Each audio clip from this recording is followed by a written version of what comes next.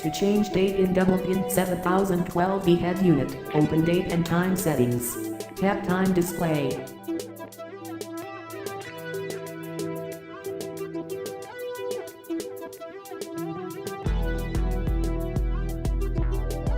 Tap right or left arrow in year, month, and date to change. And then tap save.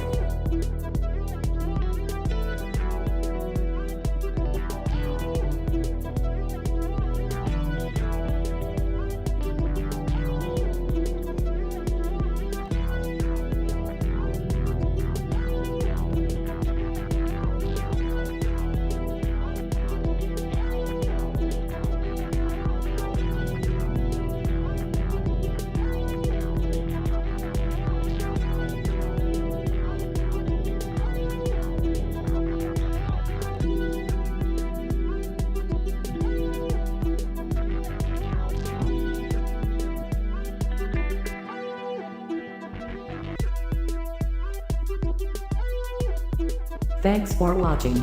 Have a nice day.